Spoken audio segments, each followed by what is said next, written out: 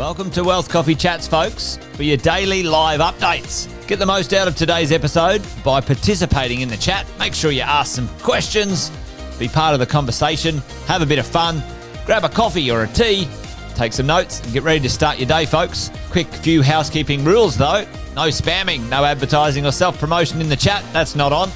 Be kind and respectful to everyone when participating. And most of all, have a good time. Real estate investing can be your biggest asset. It also can be your most expensive asset when it comes to getting it right or getting it wrong, folks. It can be time-consuming, stressful, and that's why here at Positive, we have what's called a 6-star team, a full-service team that provides integrated wealth and property investing solutions and services simply designed to help you progress towards your goal of passive income through your property portfolio, folks. Make sure you check out our other podcasts on the Positive Mentor Network. Not only is there Wealth Coffee Chats, there's the Urban Property Investor. Drops every Wednesday with straight talking investing strategies and lessons with Sam Saggers. Property Investor Tales. This is where our clients, you guys, share real life stories from property investing, hosted by some of our advisors and strategists. And that's done every fortnight, dropping every Monday. Wealth, Wine and Wisdom, folks, that debriefs the week that was in the world of finance and property, hosted by yours truly, Jason Witten and Andy Fenton on Fridays. Hey, good morning, folks.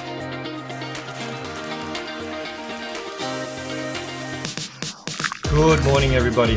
Welcome to another Wealth Coffee Chat. Hope you're well, folks, wherever you are. There it is, team. Morning. Morning, wherever you're tuning in from today. Early bird gets the worm, they say. Here at Positive, we offer a 6-star team. It's a team that help you at every stage of your wealth creation journey.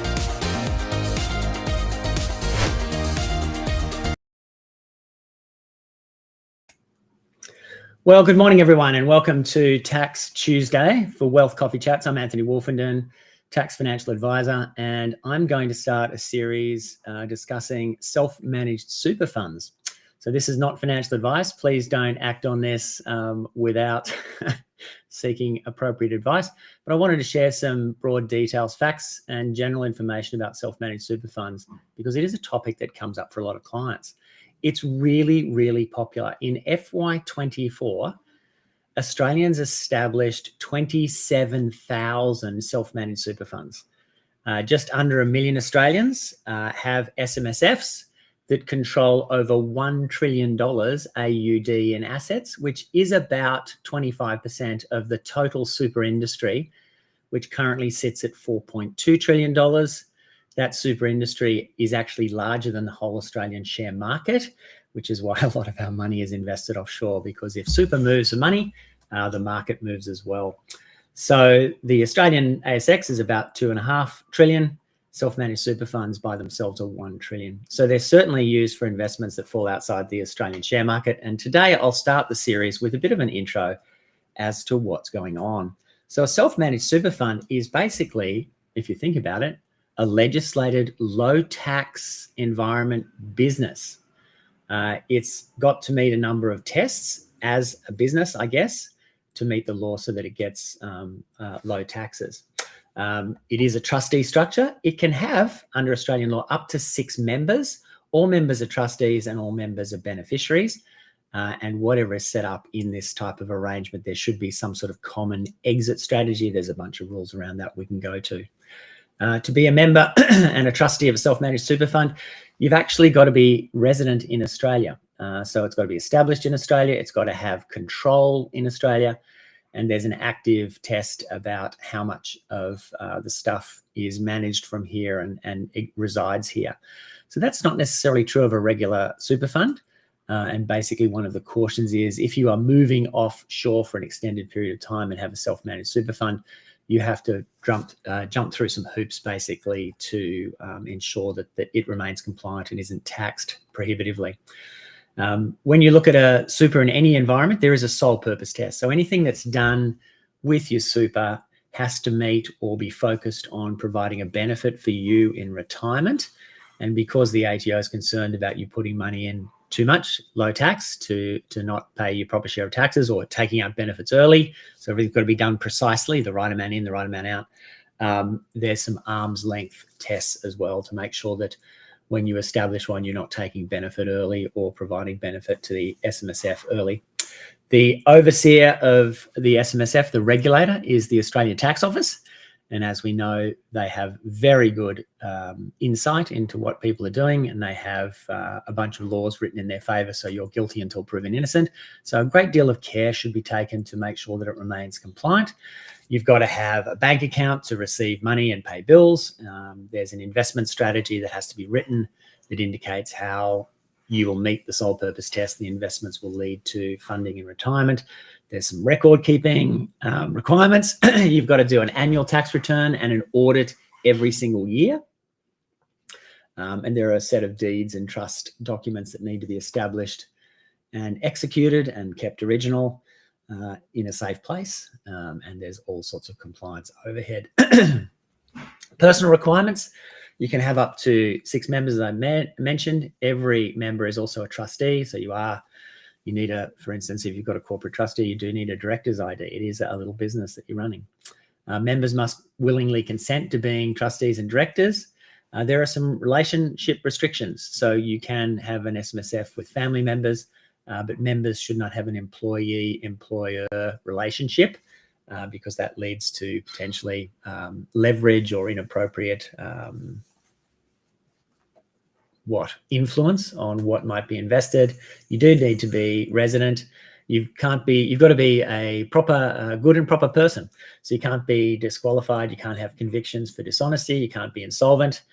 You can't be disqualified according to APRA or the Commissioner of Commissioner of Taxation. And you can't be companies that are disqualified or under administration also leads to outcomes that mean running an SMSF is not possible. So if any of those things sort of occur to you, or if you are ever made bankrupt for whatever reason, then that impacts your SMSF as well. So you need to be clean. You need to be obviously compliant with the ATO and moving forward.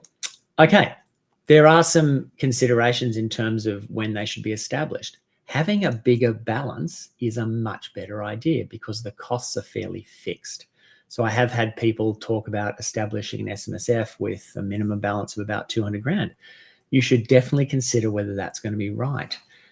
Doing the annual accounts audits, paying the ATO and ASIC levies each year, unless you've got a very sharp accountant working for you, the costs for that are going to be about $3,000. Those compliant costs do not lead to any investment outcome. They're simply overhead that you have to bear. And so if you're looking at establishing, for example, an SMSF with a balance of around $200,000, then the compliance costs are 1.5% of your total balance. And so what that sort of implies is whatever you're choosing to invest in has to have or outperform what an industry fund might do as a comparison by about 1.5%. Otherwise, you're going backwards. And that's really hard to do. So certainly when considering establishing an SMSF, you should look at what the alternatives are. And a sharp industry or retail fund with low costs, giving good investment return, is actually a reasonably good competitor to have to deal with. And so when you look at investing, do a comparison and see how that goes. Now, self-managed super fund is indeed self-managed, and there's nothing necessarily stopping an individual in Australia who wants one from going to a legal warehouse and acquiring the documents and establishing one themselves.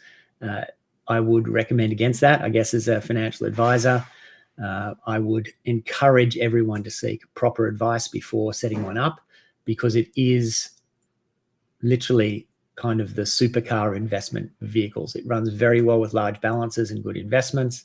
It runs very hard because the taxation rates are so low, potentially 15%, 10% for capital gains as under standard super law, and potentially no taxes at all in retirement phase. So that means the overheads are light and very good investments can outperform in super. So that's wonderful. But of course, getting it wrong means that it's a powerful vehicle to destroy wealth as well. Negative gearing is not quite as powerful. So seeking good professional financial advice is really the right way to go. A good financial advisor is required to act in your best interest and with your full and complete understanding. They're two key parts of financial advice. And so if you do get good financial advice around something like a self-managed super fund, should there be a requirement for a lender, say, if you're borrowing money, to get a letter to say you've had financial advice, you can get that. You won't get that if you've set up your own and you haven't sought advice. The other thing is the advisor should be showing you how you're better off. If you do establish an SMSF and you acquire various assets, when you look at the outcomes over the long term and you do the math, how might that compare to just leaving your money in a standard industry fund, which is modelable? Do you understand why it performs better? Do the numbers indicate that the outcome is likely to be more profitable for you? These are things that can be determined roughly, and you should have a pretty clear understanding of how that works out before you spend the money to establish an SMSF. Okay, so that's the basic sort of thoughts around this. Bigger balances certainly work much better, certainly to be considered with good financial advice.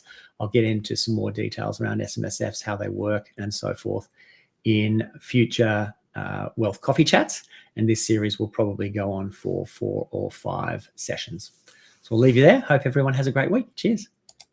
Thanks for watching another episode of Wealth Coffee Chat, folks. Make sure you like, subscribe, and turn on your notifications so you never miss a thing when we go live. Improve your portfolio and investing game, folks, with Wealth Coffee Chats live every morning at 8:10 each weekday. Make sure you join us. Previous episodes are also available wherever you get your podcasts, folks, as well as our other podcasts from the 6-Star team here at positivementor.com.au.